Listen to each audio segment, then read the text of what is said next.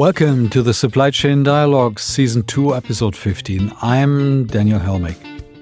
Do you still recall the books, movies, podcasts, and plays that made you see reality and your part in it differently? What moved you to tears, made you laugh hysterically, or made you sit down afterwards to reevaluate yourself? When it comes to movies, for example, for me, it's L.A. Story from and with Steve Martin, a movie from the 80s that my wife and I constantly quote from, leading to mild eye-rolling from our two grown sons. When it comes to books, there are a number that over the last decades grabbed me and let me, and definitely thousands of others as well, stop in our tracks and re-evaluate what we're really doing. I read about 2 to 3 business books per month, mostly when I traveled globally, and I shared the good ones with many of my direct reports. I was known for providing people with lists of books or even the books themselves in an effort to let them consider a different point of view. So here's the first of 2 podcast episodes on some of the books that helped me question myself and my surroundings, and I hope as well made me a better leader. I recommend getting them either on an e-reader with annotation capability or in extract forms from either Blinkist, Get Abstract, SnapReads, short forms, or any other abbreviation services available.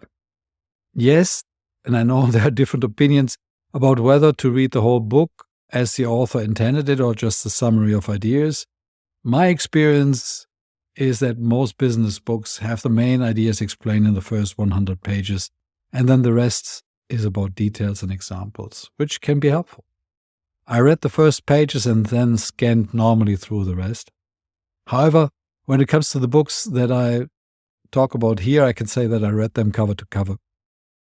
In the first episode, I concentrate on 10 leadership and overall cultural knowledge books. In the second installment, I then cover more functional books on operations, quality, procurement, and IT. Okay, let's get into it.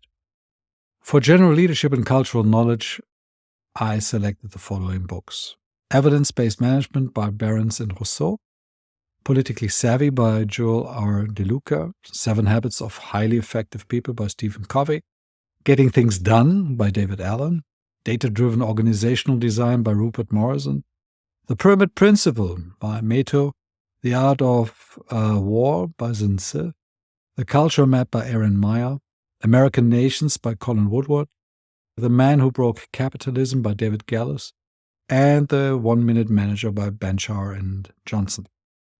Each book made me rethink my behavior, my outlook on the world, and as well often helped me to change my way of working and thinking. And there is one book that led me into a wrong direction, and we will talk about this as well. So, let's start with Evidence-Based Management by Eric Behrens. This is the book I would have liked to have read when I still was in a corporate environment. One of the strengths of the book is that it considers evidence from academic research, from practitioners, from the organization itself, and from stakeholders surrounding the organization. For each of these sources of evidence, the book addresses how to acquire evidence and appraise its relevance and usefulness, as well as practical insights as how to turn evidence into action. It introduces the abbreviation of HIPPO. It stands for the highest paid person's opinion, and the fallacy to fall for this opinion to base decisions on. I stop here for a moment because I realized that I was guided by hippos for most of my adult life in business. I was someone who used hippo to drive my own organization. How often did it happen to you that you ask 3 important managers and they all come up with different solutions? That should get everyone thinking that we just start throwing darts in the dark. Evidence-based management is something different.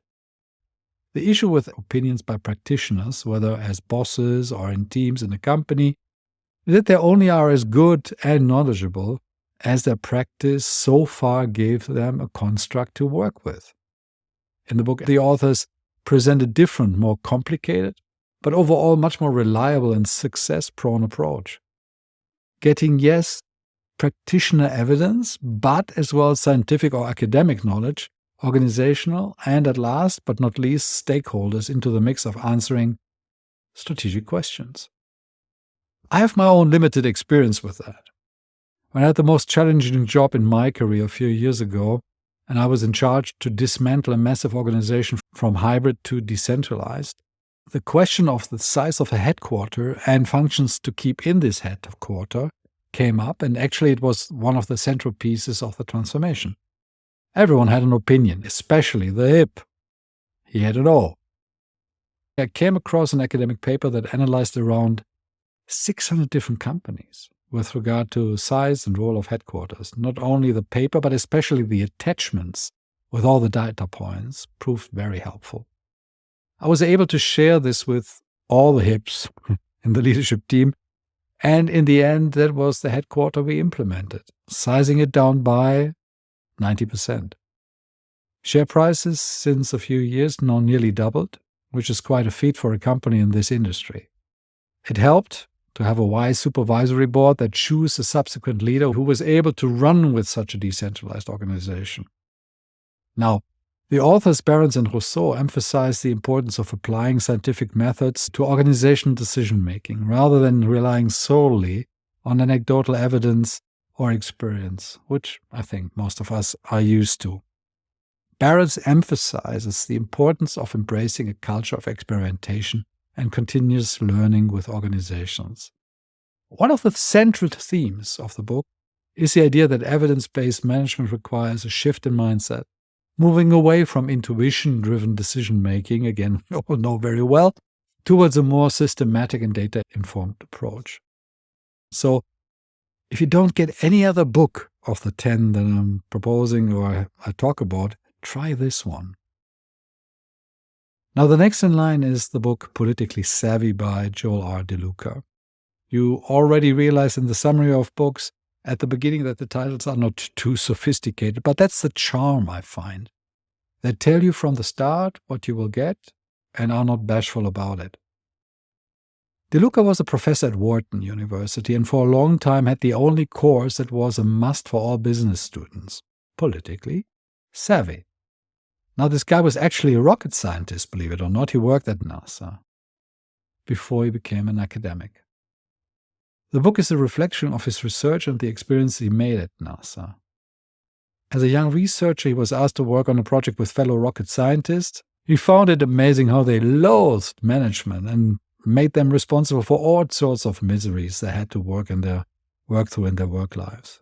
Lo and behold, shortly after this, as a bright scientist, he was asked to work with the upper echelons of NASA. So the people that were so much hated by the rocket scientists. He was amazed about the intelligence in these leaders and learned that they had as well as an axe to grind with the ungrateful and lazy rocket scientists they had to manage, at least they thought.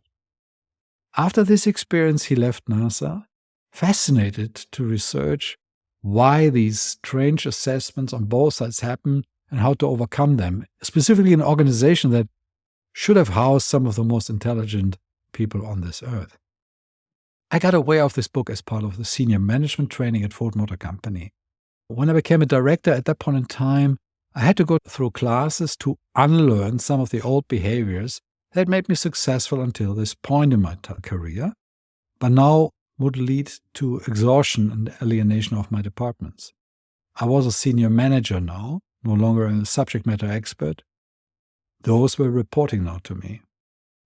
The stereotypes he lays out on the management leadership side in this book, as well as on the SME side, spoke to me right away. Either I behaved myself like this, or I knew at least colleagues or leaders that were portrayed perfectly. The most common person in my peer group not making it to management, for example, were blocked by either of one or two types that he explains. First, the people with a moral block. That implies that organizational politics equates to manipulation and thus creates an ethical barrier, and they did not like that.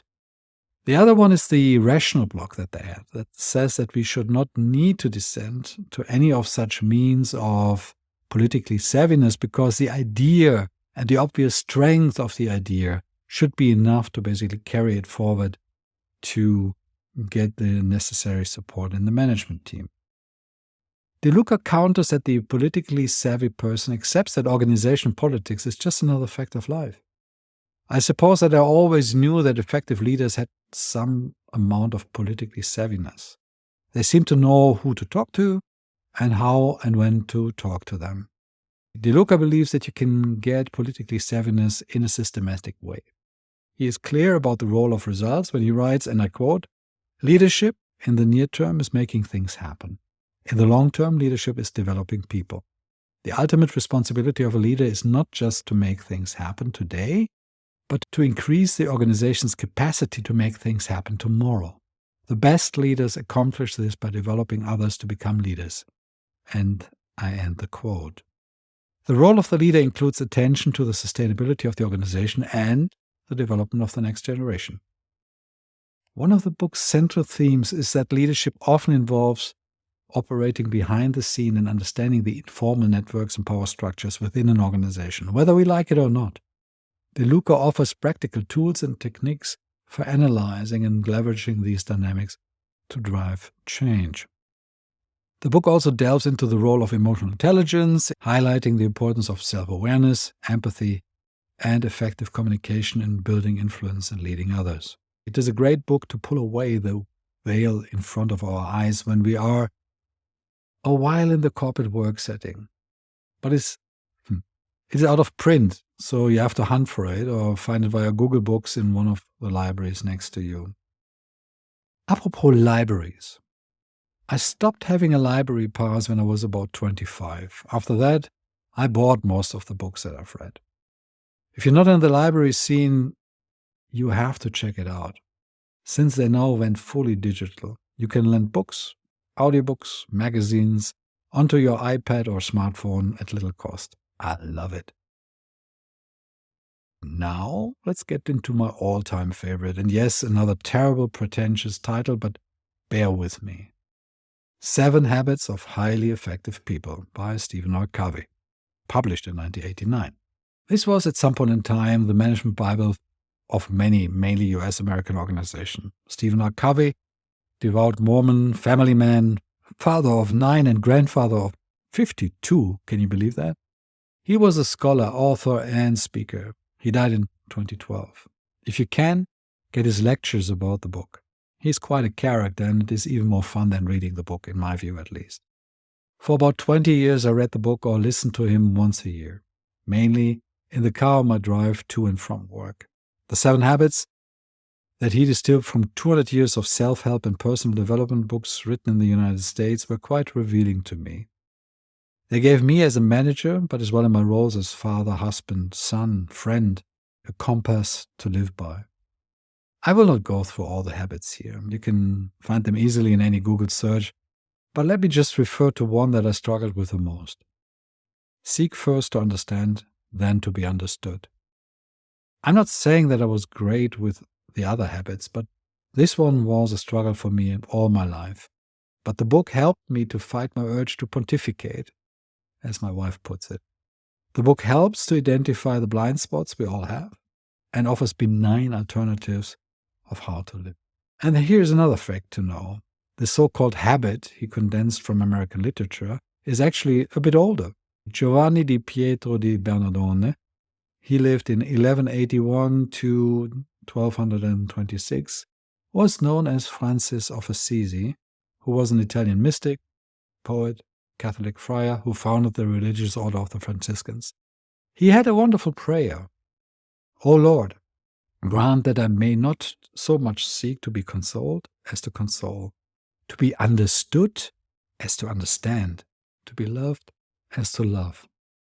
And I'm pretty sure that this habit or prayer can be found in all religions or spiritual practices. Why? Because it's a fundamental truth of the human condition and so difficult to entertain, and it's no wonder that it ended up in the 7 habits as well of Stephen R. Covey. I as well like the 7th habit, Sharpen the Saw, which is as well the name of this episode. It centers on personal renewal and continuous improvement. Covey emphasizes the need for individuals to invest in their physical, mental, emotional, and spiritual well-being to sustain long-term effectiveness and balance in their lives. I love the book, and it's probably one of my most well-read books in my libraries. By the way, talking of books and well-read, how do you read them? Do you regard them as objects that need to be kept pristine? Or do you devour them and make them your own?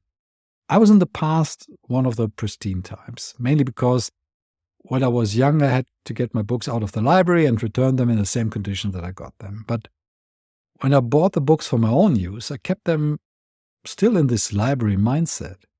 Until again, I read a book about reading a book and how to make it your own. And something magical happened. The more I earmarked, wrote at the sidelines, highlighted and doodled, the more I remember the content of the books. If something was especially important to me, I made a point to tell my wife and or my team about it because, well, you remember it best when you teach the content that you learn. So my recommendation is make the books your own. Devour them. Now, let's take the next one on, which we can devour. Getting Things Done by David Allen. He calls it the art of stress-free productivity, and it presents a comprehensive and practical approach to personal and professional productivity. The book includes the Getting Things Done GTD, that's how he called it, methodology, which is designed to help individuals effectively manage their tasks, projects, and commitments while reducing stress and increasing mental clarity, which is pretty good. At the core of GTD is the concept of capturing, clarifying, organizing, reflecting, and then engaging with all the stuff that comes into one's life, ranging from emails and work tasks to personal goals and household chores. Allen emphasizes creating a reliable external system to free up mental space and allow for better decision-making and focused attention. The book begins by addressing the challenge of overwhelming workload and the feeling of being constantly inundated by tasks and responsibilities. Allen introduces the concept of mind like water, where individuals can achieve a state of readiness and calm, similar to a still pond that can effortlessly respond to the ripples without being perturbed.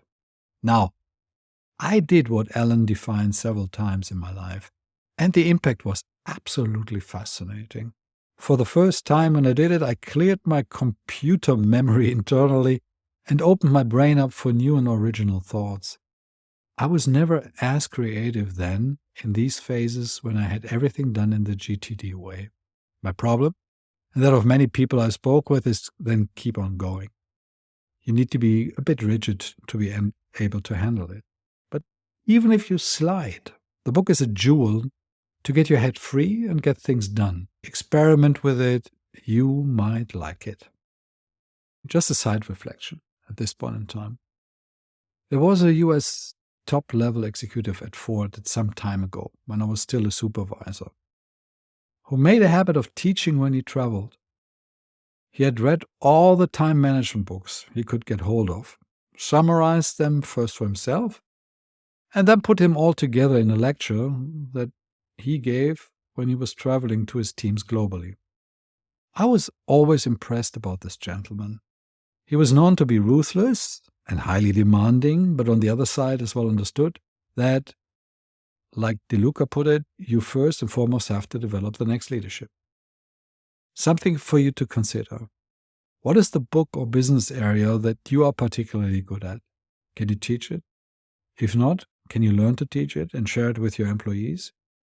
You will plant a seed that they will carry with them for all their life. Look at me, I still remember this guy 30 years later and did a lot of trainings in line with his example. Hell, to some extent, even doing this podcast today is based on him. In all honesty, I forgot his name, but not what he did. Now, let's get to the next one, which is a pet peeve of mine, organizational design. And the book is called Data-Driven Organizational Design by Rupert Morrison. Now, Rupert is an economist, recognized author, and leader in organization design, human capital management, and analytics. His book has been shortlisted for the Management Book of the Year award by the Chartered Management Institute and the British Library. He was formerly a strategic management consultant, and he is now CEO of Concentra Analytics, one of the fastest growing analytics firms in the UK, with expanding presence in Europe and North America. Rupert is the pioneer behind OrgView, which is a software tool and the winner of the 2014 Gartner Cool Vendor in Human Capital Management Software Award. Now, my caveat here is that I like OrbView. It was spectacular at the time Rupert came up with it, but I have to say that today there are as well many other software systems, some utilizing much more AI, that are similar or sometimes even better. Still, I was impressed by this book. It's always a difficult balance for any organizational book to balance between giving some weight to theory and practical considerations, and Rupert did a good job there. When you're in corporate and you read this book, you will say yes, yes, yes all the time. There is a whole section about spans of control. Most HR business partners will at some point in time have had the conversation about what is the ideal span of control. And I, like no doubt many of you have worked in businesses where the correct span of control is defined as X across the business. Morrison argues quite rightly that it's the wrong approach to focus on averages, but actually to look at the spread and see where the outliers are. He then produces a framework to think through what the ideal span of control should be in each area. The emphasis is on understanding the drivers of any span and then to cluster similar roles. It is a more analytical approach than the usual, hey, this is a span of X, or finger in the wind, which is commonly deployed. It's a pretty comprehensive run through HR analytics from foundations through to macro, then micro design, ending up with how to make it happen. This covers everything from right sizing to strategy articulation. For both organizational development professionals, HRIS and HRBPs, this book holds some really important points about how an organization can harness data to make better decisions and outcomes for the business. It is also a good read for you if you run a large organization. I have learned that while the software is readily available, most HR departments shy away from making the organization fully transparent. I really don't know why, but that seems to be the case. You need, therefore, a little bit of help and ask for it, and you will find massive benefits in achieving your budget and headcount targets for the next years to come. And you realize when you need to boost personnel and get rid of management layers, you will love the book. And I used it, for example, again in my transformation that we use for a company with 150,000 people. And now another one of my favorites, known to many. Here, for the first time, I understood a hack to explaining presentations, etc., which is the rule of 3. The rule of 3 is a rhetorical principle suggesting that information is more effectively conveyed when presented in groups of 3. This pattern, often seen in speeches, storytelling, and marketing, is believed to be more memorable and impactful for audiences. By structuring ideas into 3 distinct points, speakers and writers can create a sense of completeness and emphasis that resonates with the human mind. So it's the pyramid principle by Barbara Minto, and it introduces a structured approach to communication and problem solving, emphasizing the creation and delivery of clear messages. The book outlines a framework designed to help individuals structure their thinking and effectively present complex ideas in a logical and compelling manner. At the heart of the pyramid principle is the idea that ideas should be organized in the pyramid structure, with a single overarching idea at the top, supported by subordinate points and details underneath, normally 3. This approach aims to guide readers and listeners through a clear and cohesive narrative that builds on a central argument. The book begins by addressing the challenges associated with presenting complex information, highlighting the tendency for individuals to present ideas in a disjointed and disorganized manner. Minto advocates for the importance of ensuring that communication is structured, hierarchical, and focused on a single core message, reflecting the structure of a pyramid. I don't know about you, but I have seen so many poor PowerPoint presentations done by people that believe that small font sizes and many bullet points actually can bring the point across, which is not the case, right? Minto emphasizes the value of starting with the main point of or conclusion, referred to as a top-down approach. By establishing a clear central idea at the outset, The communicator can then support and elaborate on the idea using structured layers of subordinate points and evidence, creating a logic flow of ideas. The pyramid principle, once again, the book is not only about organizing content effectively, but also about understanding the audience's need for clear, well-structured communication. Minto provides illustrative examples and case studies to demonstrate the application of pyramid principle in various real-world scenarios, which she knew because she was long-time working for McKinsey, ranging from business proposals and reports to presentations and strategic communications. You will find these ideas as well in dialectics, in other texts going even back to the Greeks. Again, old stuff, well presented for modern times. And let me tell you, it works very well. It is not a hack. It helps to as well discipline yourself. You know the old joke, sorry boss, I sent you such a long email, if I would have had more time, it would have been much shorter. She focuses on short is sweet or kiss, keep it simple, stupid. Now, the next book is a bit special and different. As part of me being more or less in supply chain and operations and having an interest in history, I read a lot of military treaties. But the mother of them all is The Art of War by Sun Tzu. It is a timeless and influential treatise on military strategy that has been widely applied to various areas of business, leadership, and conflict resolution. The book is structured as a series of concise and profound insights into the nature of warfare and the principles essential for success in battle. Sun Tzu teaches the importance of meticulous planning, adaptability, and understanding of the enemy's weaknesses, as well as one's own strength.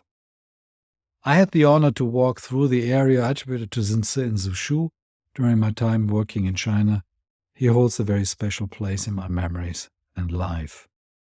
The book begins by discussing the nature of conflict and the factors that contribute to victory. Sun Tzu highlights the significance of strategic thinking, stating that, and I quote, "The supreme art of war is to subdue the enemy without fighting." This idea is central to his philosophy, emphasizing the value of outmaneuvering opponents through careful planning rather than relying solely on brute force, as we see unfortunately so many times today in this world. Sun Tzu introduces the concept of the 5 essentials for victory, which includes moral influence, weather, terrain, leadership, and military discipline. He highlights the importance of understanding and leveraging these critical elements to gain an advantage in warfare. Furthermore, Sun Tzu emphasizes the need for swift and decisive action, stating, "Speed is the essence of war." The book discusses the principle of deception and surprise, emphasizes the value of appearing weak when strong and strong when weak. Sun Tzu teachings underscore the importance of psychological warfare and the manipulation of enemy perceptions to gain an upper hand in battle or in negotiations. Through The Art of War, Sun Tzu also delves into the significance of proper planning, preparation, and organization. He advocates for the careful assessment of resources, the systematic evaluation of risks and opportunities, and the necessity of adapting one's strategy to changing circumstances. You would find in the book, for example, that he says, okay, if you are not sure that you win, don't go to war. Notably, Sun Tzu dedicates a significant portion of the book to the importance of knowing oneself and knowing the enemy. He contends that a deep understanding of both one's own capabilities and limitations and those of the adversary is crucial for achieving victory.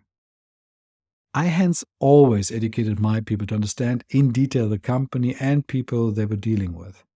In today's internet age, it's so easy to get to know your opposite, either on Facebook, LinkedIn, articles, in local press, etc. No one needs to be a stranger when he sits together with you. You can know his or her strength, hobbies, etc., and have this knowledge work for your advantage. Now, let's switch gear a bit. I mentioned in the beginning that some of the books are about cultural knowledge, just a different aspect of what Sun Tzu taught. So, with a slightly biased focus on the Western culture, here are 2 books that help me to navigate through the intricacies of the differences of people all around me. So, the first one is The Culture Map by Erin Meyer. She offers a comprehensive exploration of the nuances that define cultural differences and the impact on global business interactions.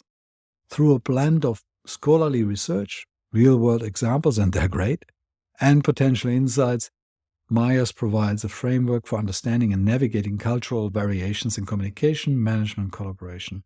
You will know that I will. If you deal with colleagues from other cultures, they sometimes rub you the wrong way. And it's not them. It's actually you. And it's the understanding that you are missing in terms of why they are different as they are. The book begins by acknowledging the increasing interconnectedness of global economy and the challenges that arise when individuals from diverse cultural backgrounds come together in professional settings. Meyer introduces a framework known as the 8-scale model, which comprises key dimensions represented how culture influences workplace dynamics. The first dimension explores the communication styles, ranging from low context to high context. Meyer illustrates how subtle differences in the interpretation of language and nonverbal cues can significantly impact cross-cultural communication. By understanding these nuances, individuals can adapt their communication styles more effectively to navigate cultural differences. And believe me, every word, every story she tells in that is good for you to know if you get into a multicultural environment. The book also delves into how cultures vary in their approaches to disagreement and confrontation, from confrontational to avoidant.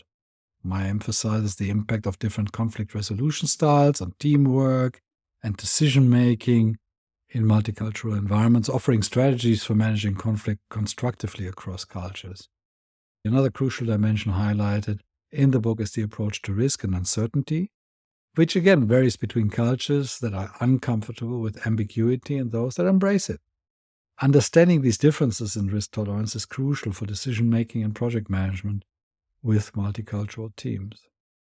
She also explores how cultures differ in their approach to hierarchy and authority, from egalitarian to hierarchical. This dimension is particularly relevant understanding leadership dynamics and decision-making processes within organizations operating in diverse cultural setups. The book further examines how different cultures view time, illustrating the distinction between polychronic and monochronic time orientations. And if you never heard anything about it, please read something about it. It makes your life so much easier, specifically when you're from monochronic times, or when you're from polychronic time setup and you have to deal with these people with monochronic times setup. Yeah, they're not morons, they're just different. This area of focus provides valuable insights into managing deadlines, punctuality, and time expectations and working across cultures. Now, the book also delves into the impact of cultural variations on work style, the approach to completing tasks, and the balance between achieving goals and nurturing interpersonal relationships. Understanding these cultural differences is crucial for effective collaborations, again, in team dynamics. Finally, the book addresses the impact of cultural values on understanding and managing emotions in the workplace, illustrating how cultural influence the expression and interpretation of emotions, both positive and negative. I think one of the key strengths of this book is that it uses real-world examples and case studies that bring the cultural dimensions to life and provide practical insights for you and everyone else navigating multicultural environments. Meyer provides actionable strategies and frameworks for individuals and organizations, and that is fantastic. I love the book, since many of the examples I had to experience myself, and oftentimes I got bloody noses, which I could have basically prevented by having read the book before.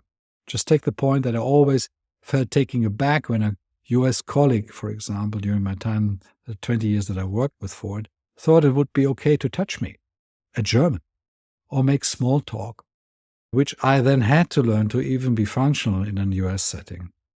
Still remember when people from the US or UK asked at the beginning, "How are you?" or "How do you do?" And most of my German colleagues went into an explanation of how their life or the day was either perfect or not so perfect.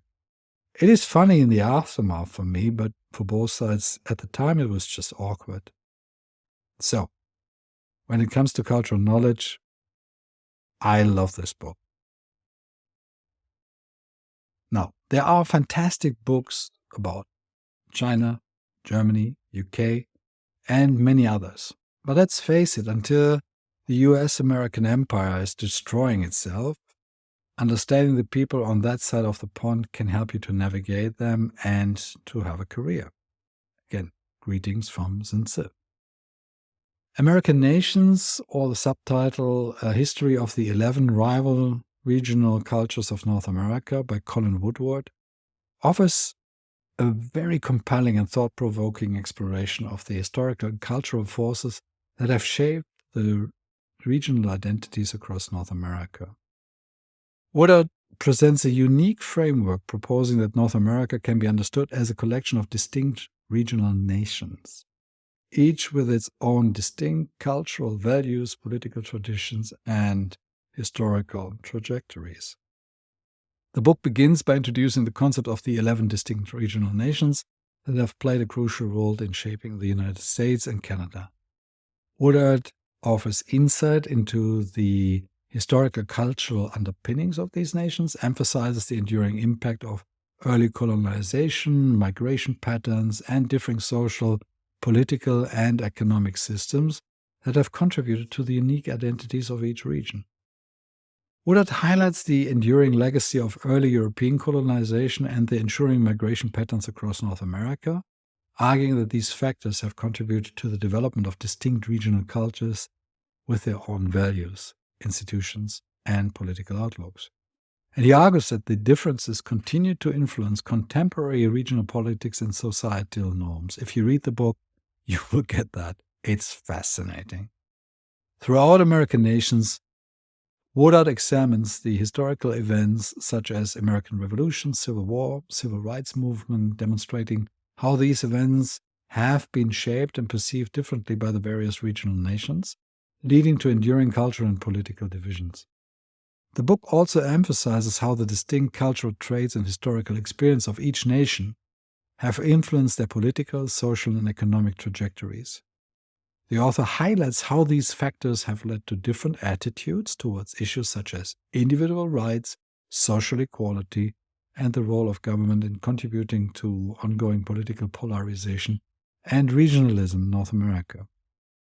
One of his central arguments is the idea that understanding the cultural and historical background of these regional nations is crucial for comprehending the contemporary political landscape and social dynamics in the United States and Canada. Woodward asserts that these nations' distinct perspectives on core issues continue to impact debates over governance, identity, and national policies, and clearly as well voting habits. I, for one, have a much better understanding about our fellow humans in the USA, and while I have my qualms with many topics that are going on there in the past and right now, I have now a better understanding thanks to this book. Now, the following book has destroyed my belief in one of my business heroes and offered me instead a better understanding of what needs fixing in our current environment. When you would look at my books, beside the 7 Habits, the second most read and devoured book was Jack Welch's Talking Straight. I was part of the whole management crop that eat up this philosophy of him and his disciples over decades. However, if we look at the current state of the West, one must wonder what went wrong. So, the title of the book is called The Man Who Broke Capitalism, and it's by David Gelles.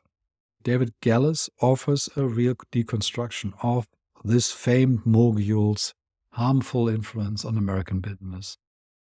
Gelles, the corner office columnist from the New York Times, focuses on Jack Welch, who was born 1935 to live to 2020, and who was the CEO of GE from 1981 to 2001, whom he sees as the personification of American alpha male capitalism, a pinstriped conquistador with the spoils to prove it. That was a quote. Welch joined GE in the 60s after completing a doctorate in chemical engineering, soon rising through the corporate ranks, notoriously impatient, impulsive, and crass, as well as ambitious and energetic. When he took over as CEO, he lost no time inaugurating his vision and that of the economist Milton Friedman, and I've talked about Milton Friedman as well in other podcasts before, of maximizing profits at the expense of all else. Again, quote, GE had been known as a caring company before that gave its workers exceptional benefits. Welch shattered that reputation, enacting massive layoffs, carrying out extensive mergers and acquisitions, and turning GE into a giant unregulated bank.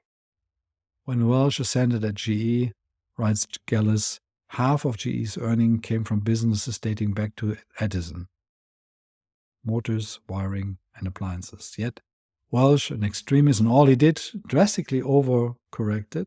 Instead of trying to fix American manufacturing, he effectively abandoned it and would soon start shutting down factories across the country and shipping jobs overseas.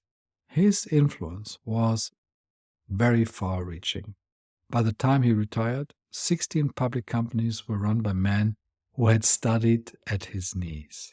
However, remarked a Goldman Sachs board member, they were just cost-cutters. And you can't cost-cut your way to prosperity. Gallus capably traces GE's downfall from being the most valuable company in the world in 1993 to its begging for a bailout in 2008, and he exposes the many business titans who followed Welch's strategies. He sees hope, however, in the handful of idealistic capitalists leading businesses such as Unilever, PayPal, Patagonia, and Seventh Generation, who consider their company's impacts on employees, the environment, and society overall. The book is a vigorous argument for a more humane capitalism, turning back some of the concepts of shareholder value. I recommend here an easy exercise. If you are still in the mindset of shareholder value as your main company purpose, or believe that should be the company's purpose, ask yourself, what does it mean if you really would operationalize it? I'm not stealing the fun of it, but the impact will be quite gruesome, to say the least, if you go through that, if you truly operationalize based on just shareholder value. Now getting to the last book. A book that I followed together with many managers at that point in time in the 80s of the last century, which I do not agree with any longer at all. It really astonishes me that this book still sells. It is called The 1 Minute Manager by Kenneth Bankard and Spencer Johnson. It was, and in some corners of the earth, is still a highly influential book and has made a significant impact on management literature. While the book has been praised for its accessible and practical management principles, it also has faced a lot of criticism and scrutiny for certain aspects of its approach. One of the main criticisms for the 1 Minute Manager concept is that it emphasizes on simplicity to the point of oversimplification. The book presents the idea that effective management can be distilled into 3 core elements: 1 minute goal setting, 1 minute praising, and 1 minute reprimands. There's even another book called The One Thing by Gary Keller with Jay Papasan that takes it down to, well, you guessed it, just one thing. Critics argued for a long time that this approach oversimplifies the complex nature of management, downplaying the multifaceted challenges that managers face in leading and developing their teams. Treating management as a series of quick 1 minute interaction fails to address the broader and more nuanced aspects of leadership, such as fostering a positive organization culture, supporting professional growth, and navigating complex interpersonal dynamics, as we talked in some of the other books that we discussed today. Another critique of this book is the focus on results over people. While efficiency and effectiveness, and I say that as a German, are undoubtedly essential in many managerial roles, some argue that the 1 Minute Manager emphasizes on quick, outcome-driven interactions that may overshadow the importance of building meaningful, trust-based relationships with team members. By condensing managerial interactions into 1 minute segments, there is a risk of managers appearing transactional and disengaging from the underlying personal development needs of their employees, potentially undermining morale and motivating in the long run. Then, the book's approach to goal setting has faced criticism for its brevity and simplicity. Critics argue that Effective goal setting and performance management typically require a more detailed, collaborative, and iterative process. And the 1-minute manager is doing it just by doing quick and simple goal setting that sidelines the importance of setting clear, measurable, and meaningful objectives. So if you see this book anywhere, or the other book called The One Thing, my view is keep it in the shelf. Don't read it. Now, I hope you found something in the 10 books that made you curious. From my library of business books, these 10 are the ones that I have a clear reaction to. Now, with that, I hope you enjoyed this episode of the Supply Chain Dialogues. If you did, please subscribe if not already done. Share it with a colleague, friend, or any other decision maker or librarian.